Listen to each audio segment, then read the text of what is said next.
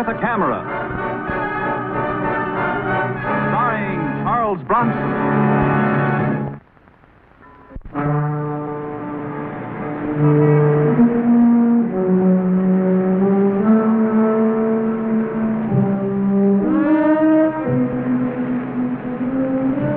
When your livelihood depends on the results you get with a camera, you have to be careful about your sources of information, especially if the source is Jimmy Costigan, a freelance reporter. Normally, I wouldn't trust Costigan with a used flash bulb, but the story he told me sounded big, if it was true. Where do we meet him? I'll show you. You got your camera? I always had my camera. Why did you call me in? Look, I have a date with a dame who's supposed to be dead, murdered. But who'd believe me? I'm a confirmed liar. I don't believe you. But you'll believe what your camera sees, right? Well, so will the DA's office. And if we come up with a picture of Helen Sprague, it'll be the biggest thing since Jumbo. Yeah, we might come up with the biggest hoax since Jumbo. Come on, get in.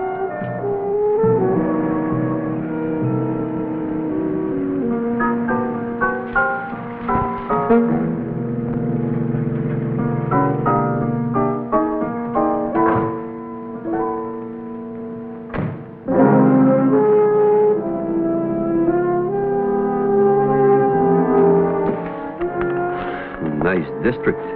Well, this has to be kind of sneaky. After all, this girl's letting a guy be tried for a murder, and she doesn't want to be photographed.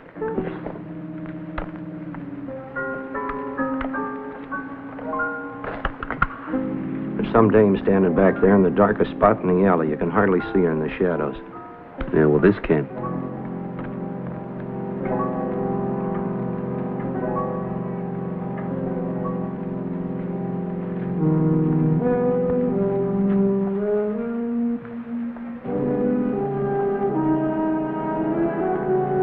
You Helen Sprague?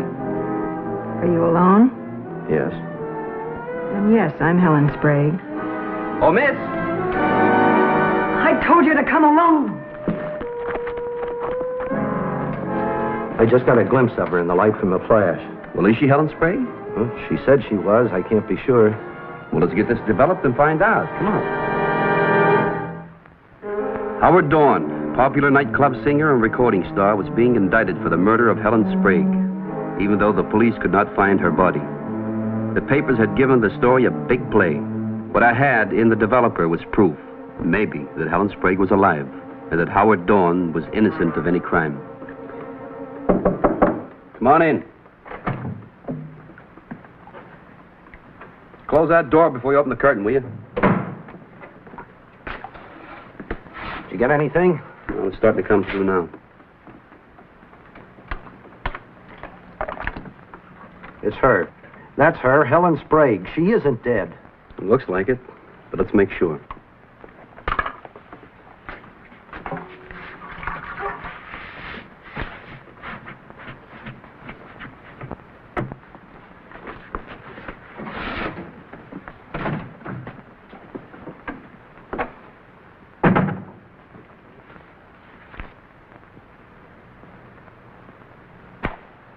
Now, are you convinced? Man, I've got the biggest story in my life, and you've got the biggest picture.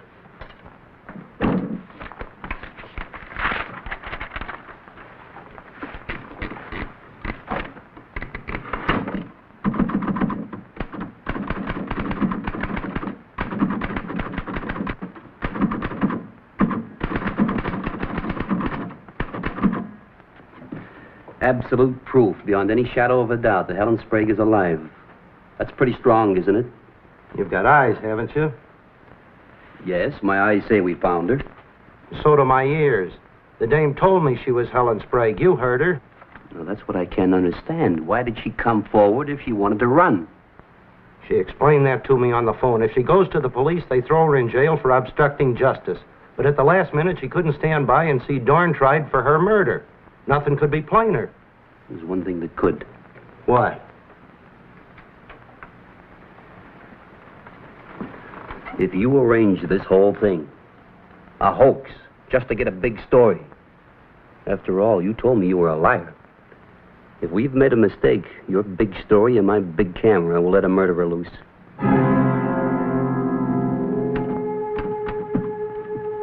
picture caused a big sensation, and I got a big price for it. So did Costigan for his feature articles. But the assistant DA, Paul Hatton, was plenty unhappy. You broke the DA's case wide open. How do you like it, Kovac? Dorn's free thanks to your picture.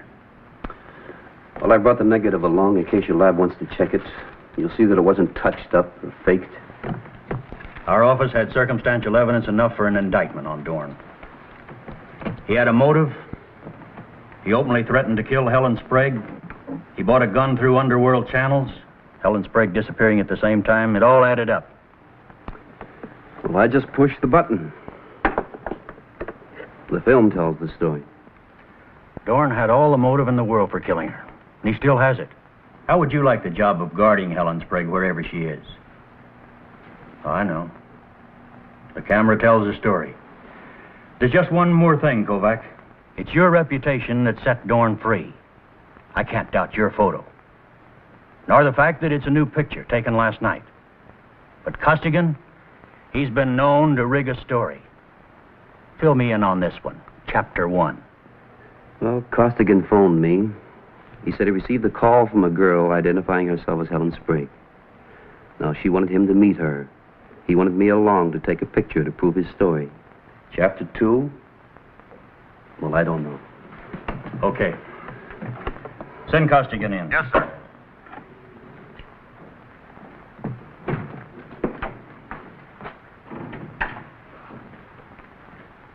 What's the matter, Hatton?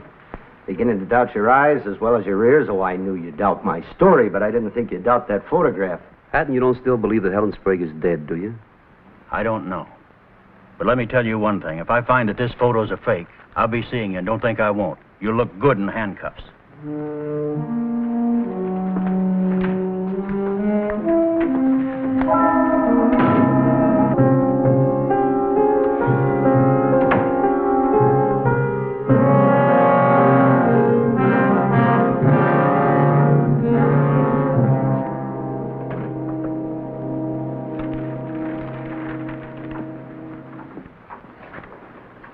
Pete Monteith, what are you doing here? Hello, Mike. Hey, what's the idea of busting in here like this?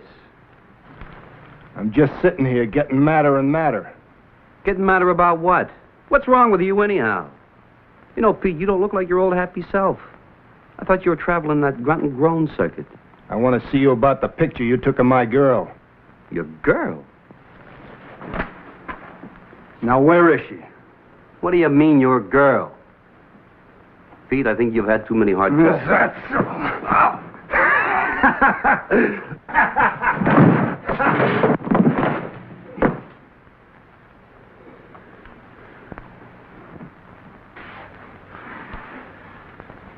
I owe you one, Pete.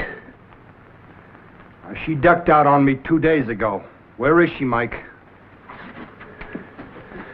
Since when did you start running around with Helen Sprague? Yeah. I seen that name under a picture, Helen Sprague. Did she tell you that name? Pete, do you mean that your girlfriend looks like Helen Sprague? No, she don't look like Helen Sprague or nobody else. She looks like Connie Sawyer, my girl. Now, this is my babe, Connie. She run out on me, and I want to find her. What makes you so sure that this is Connie Sawyer?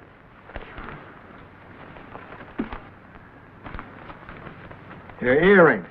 Take a look at them. How could I mistake them that set me back $50? Connie wouldn't part with those gems, and she wouldn't give them to no Helen Sprague. Pete, this is very important.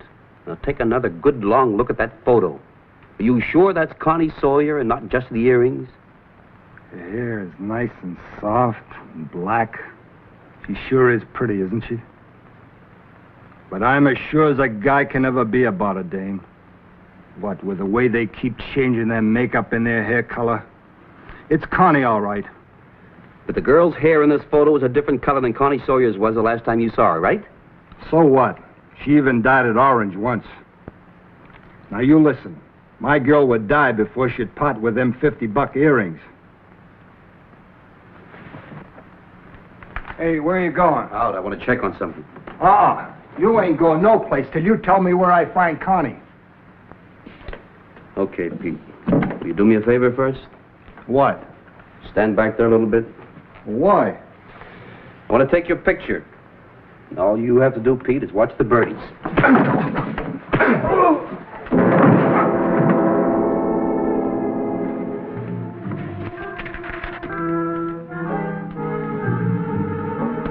I owed you one. When you wake up, get a photo of your girl and meet me back here at 8. I was in serious trouble if Pete Monteith was telling a straight story. But there was no record of a Connie Sawyer at the usual sources of information. Costigan denied all knowledge of a Connie Sawyer. He even helped me search through the newspaper's morgue of photographs. I even tried a model agency, which was interesting, but no Connie. I checked several places around Midtown Manhattan without luck. But then I realized I might have been looking in the wrong places. Pete Monteith's girl probably came from a different district altogether. Why not start looking here, in that dark alley where Costigan and I had gone to meet Helen Sprague?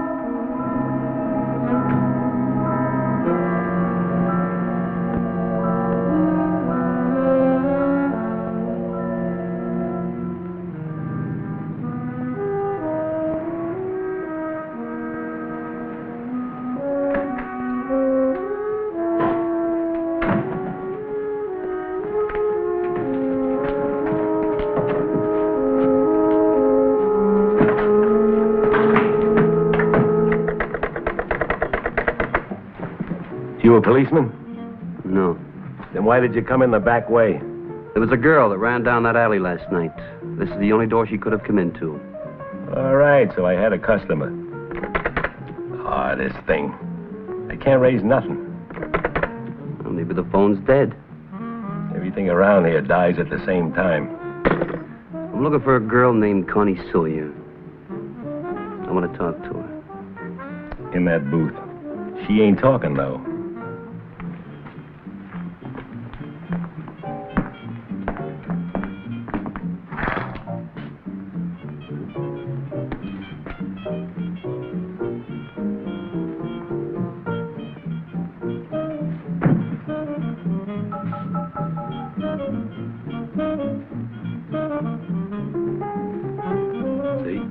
I was hoping you was a policeman.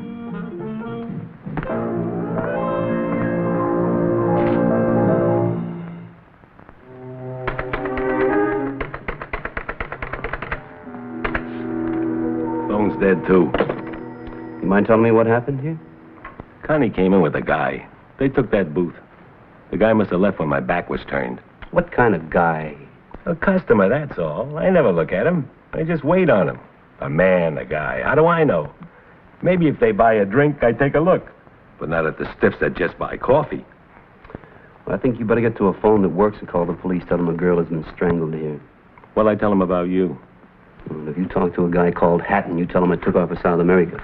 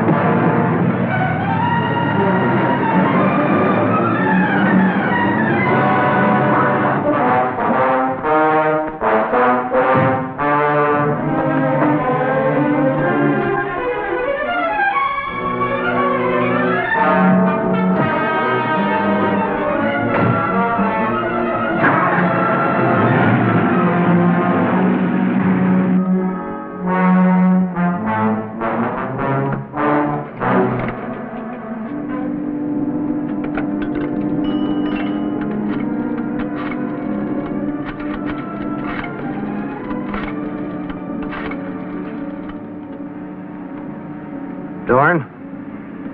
Listen and listen good. The plans are all changed. I've got to get out of town. And I want the money now, fast, all of it. Now, don't get excited. I got the money out of the bank, but how can I bring it to you? The police are watching me. Well, I don't care how you shake the police. but shake 'em. What if I can't? Listen, buddy boy, you're not the only singer in the world. If I have to, I can sing beautifully. Okay, I'll get it to you somehow. But where? Bring it to Mike Kovac's apartment. 227 West Waverly Place. Now, have you got a gun? Yes, I happen to have one, but why? Suddenly, Mike Kovac's in the way. That's why I want the money and the gun in a hurry. All right, I'll bring them.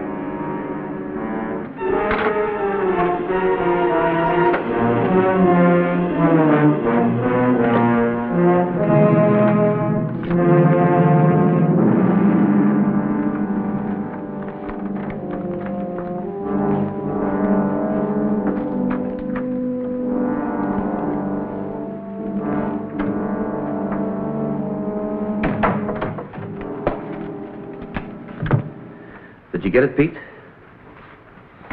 Here. It's the only one over I got. That was when her hair was yellow.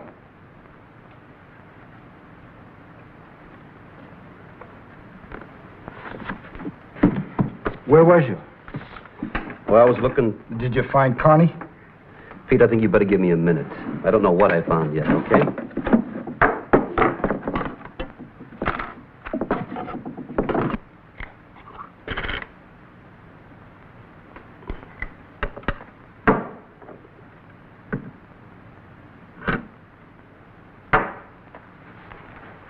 Hey, what you doing? I retouched John. Just going to change the makeup and the hair a little bit.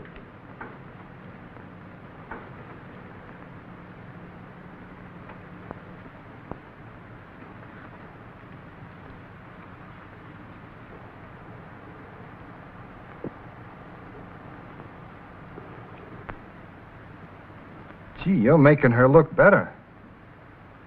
You're giving my babe class, Mike. Now, that's real class. I always did like her when her hair was black. Blacker than a dark alley on Skid Road. Man, you're sure making my girl beautiful. Hey, it's her. I mean, it ain't her. I'm all mixed up. Maybe my girl is somebody else. Or maybe you hit me one too hard.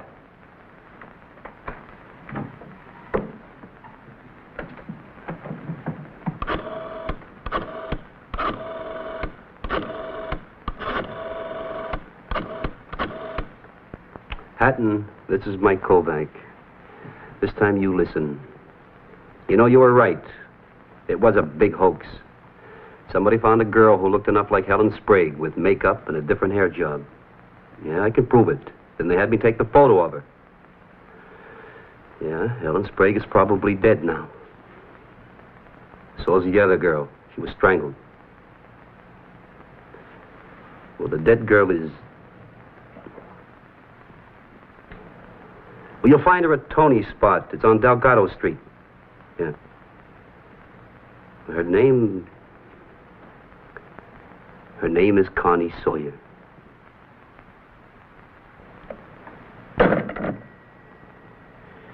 Pete, I'm so sorry. I had to hit you too hard this time.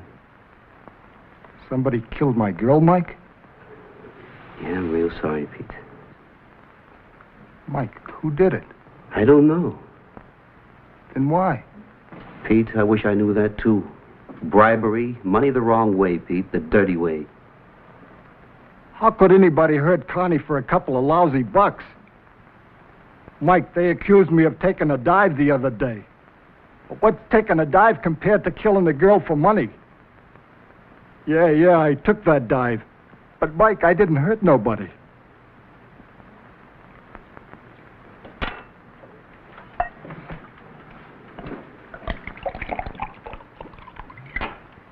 Here, Pete, drink this. Come on, drink it.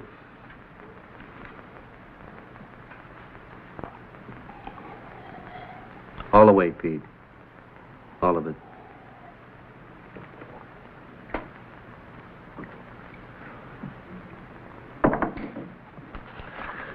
Guess I'd better go and think about all this.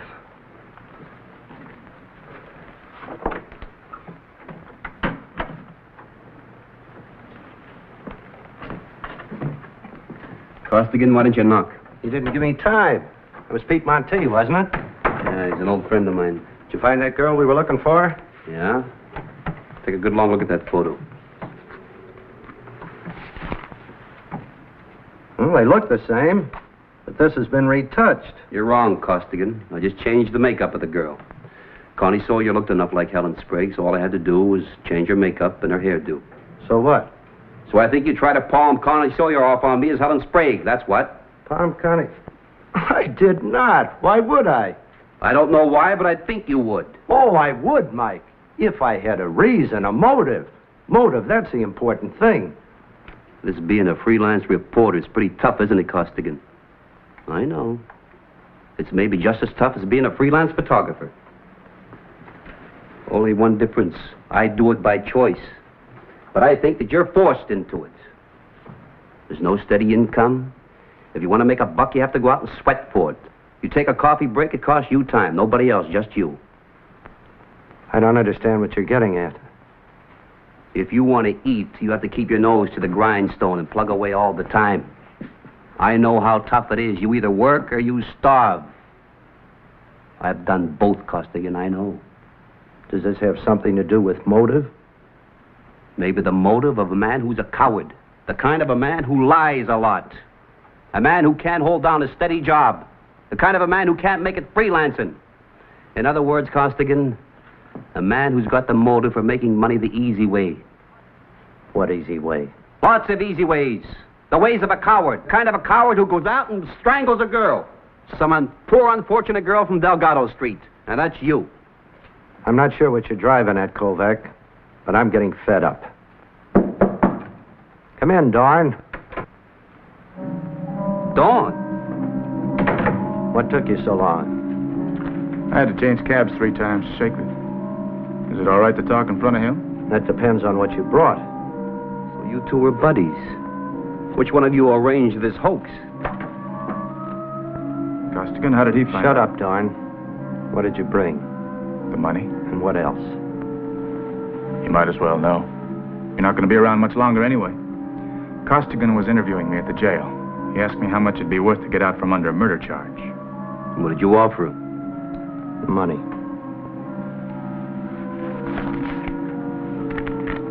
Kovac seems to know everything. Mr. Kovac is a smart man. Did you kill Helen Sprague? Tell him, Howard, you've got the gun. Yeah, I had to. She was bleeding me white with blackmail. Who killed Connie Sawyer? Over here. That's my job, Mike. I work for Dorn. You were so right. I don't like it freelance. And you're just about man enough to pull that trigger, huh? Exactly man enough. Why don't you use your hands like you used them on that girl? This'll do.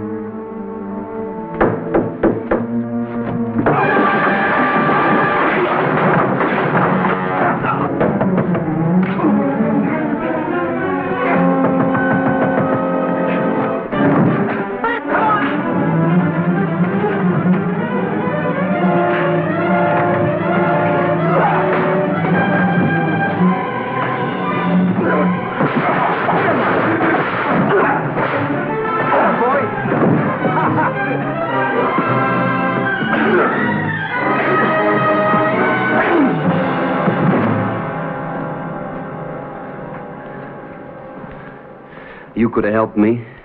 Well, I never wrestled doubles, Mike. Never wrestled more than man to man. Wouldn't know what to do in the ring with a partner. Oh, Pete. These just aren't partners, they're murderers. Well, they tell us we'll get suspended if we ever hit anybody outside the ring.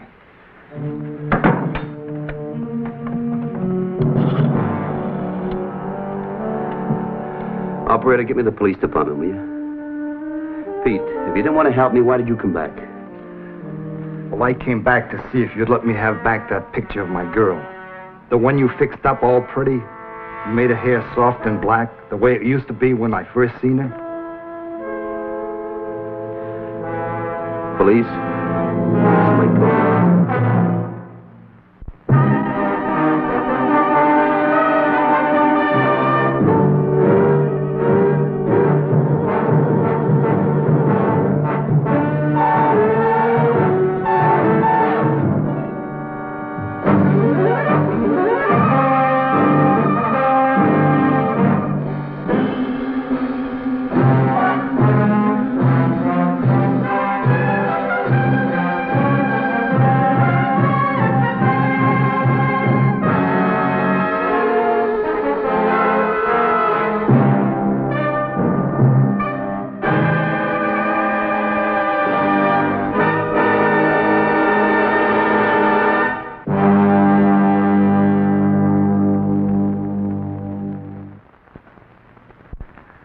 post no bills, buddy. Well, Oh, the Red Cross, that's different. Yeah, you joined up yet, like me?